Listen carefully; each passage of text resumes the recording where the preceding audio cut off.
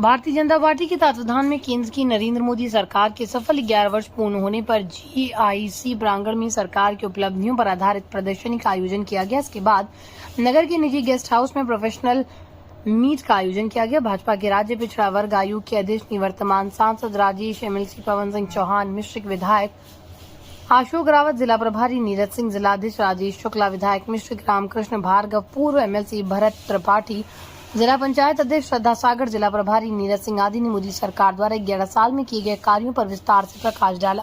इसके बाद एक पत्रकार वार्ता का आयोजन किया गया। पत्रकार वार्ता में बोलते हुए निवर्तमान सांसद व राज्य पिछड़ा वर्ग आयोग के अध्यक्ष राजेश वर्मा ने बताया कि केंद्र की मोदी सरकार ने 11 साल में प्रभु श्री राम का मंदिर का निर्माण, कश्मीर घाटी में धारा 370 की समाप्ति, भारत को दुनिया की चौथी अर्थव्यवस्था बनाना, भारत में रक्षा उपकरणों का निर्माण सहित इन बड़े बड़े कार्य किए हैं जिनको यदि गिनाया जाए तो पूरा दिन निकल जाएगा। उन्होंने बताया कि मोदी सरकार ने गरीब कल्याण के लिए इतने कार्य किए कि आज बहुत सारे लोग गरीबी रेखा से बाहर आ चुके हैं। साथ ही उन्होंने कहा कि आने वाले समय में मोदी सरकार भारत को विकसित राष्ट्रों की अग्रिम श्रेणी में लाने के लिए प्रतिबद्ध है। सीतापुर से सलमान खान की रिपोर्ट, स्टार भारत न्यूज 24।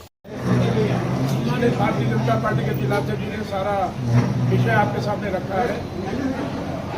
आज केंद्र सरकार के 11 वर्ष पूर्ण होने के उपरांत हम लोगों ने एक कार्यक्रम जिला स्तर पर किया है और अपने कार्यों की उपलब्धियां, अपनी सरकार की उपलब्धियां, जन जन तक सेवा भाव का जो हम लोगों ने संकल्प किया है उसके बारे में विस्तार से हम लोगों ने उद्बोधन किया है। उसी कड़ी में पीसी आयोजित की गई है। आप लोगों के कोई प्रश्न हो तो हम लोग जवाब देने के लिए आपके बीच में बैठे हैं। हमारे प्रभारी जी बैठे हैं, उनको भी कोई उद्बोधन थोड़ा सा। 11 वर्ष मोदी सरकार के पूर्ण हुए हैं और इन 11 वर्षों में हम लोगों ने हर क्षेत्र में बहुत बड़ी तरक्की की है, बड़ी भारी प्रगति किया है। अगर आर्थिक क्षेत्र में देखिए तो हम 11वें स्थान पर थे। 2014 में हम दुनिया में 11वें स्थान पर थे। आज हम चौथे स्थान पर हैं। हमसे आगे केवल अमेरिका है, चाइना है और जर्मन है। मुझे लगता है कि 2026, 25 की लाख या 26 या 27 बहुत लेट होगा तो 27 तक हम जर्मनी को पछाड़कर दुनिया के तीसरे सबसे बड़े अर्थव्यवस्था के देश हम बन जाएंगे।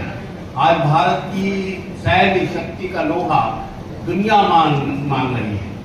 ये नहीं कि हमने पाकिस्तान के खिलाफ जो अभी 3 दिन का युद्ध लड़ा उसमें विजय प्राप्त किया, ये तो है ही है।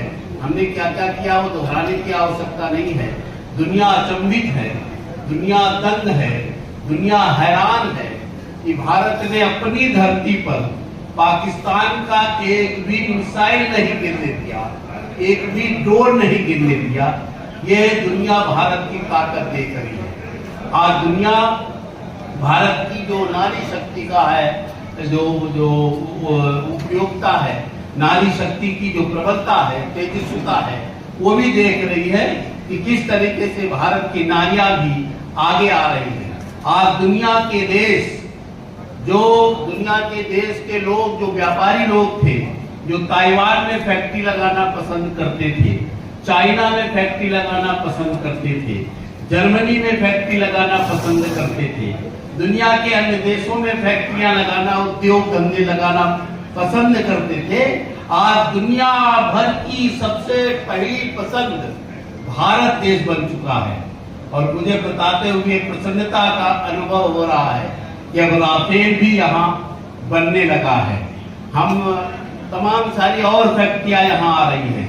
जिन फैक्ट्रियों का, जिन उद्योग धंधे वालों का रुख पहले विदेश हुआ करता था, चाइना हुआ करता था, वो सारा का सारा रुख अब भारत में होने लगा है। अब हम सैन्य उपकरण विदेशों से मंगाते नहीं हैं, ना 1 रुपया का भी सैन्य उपकरण विदेशों से नहीं मंगाते हैं, बल्कि अब विदेशों को सप्लाई करने लगे हैं। पिछले वर्ष हमने 25,000 करोड़ रुपया का विदेशों में सैन्य उपकरण की सप्लाई किया है। अभी ब्रह्मोस की सफलता को देखकर भारत और पाकिस्तान का जो 3 दिन में युद्ध हुआ और उसकी ब्रह्मोस की जो सफलता को देखकर दुनिया के 23 देश ब्रह्मोस मांग रहे हैं हमसे और हम बना कर दे नहीं पा रहे हैं। ये भारत की सफलता है। हमने 2047 तक विकसित राष्ट्र की कल्पना किया है, मोदी जी ने कल्पना किया है। और ये जो 75 वर्ष पूर्ण हुए हैं, 25 वर्ष अभी बाकी है, 24 वर्ष 25 वर्ष अभी बाकी है। ये अमृत काल चल रहा है। इस अमृत काल में हमारी की क्या भूमिका होनी चाहिए, हम कैसे इस देश को आगे बढ़ाने में अपनी भूमिका अदा कर सकते हैं, यही सब आज इस कार्यशाला में बताया गया है। आप सबका मैं इतनी ही बात कहना चाहता हूँ। आप सबको बहुत बहुत प्रणाम, बहुत बहुत धन्यवाद।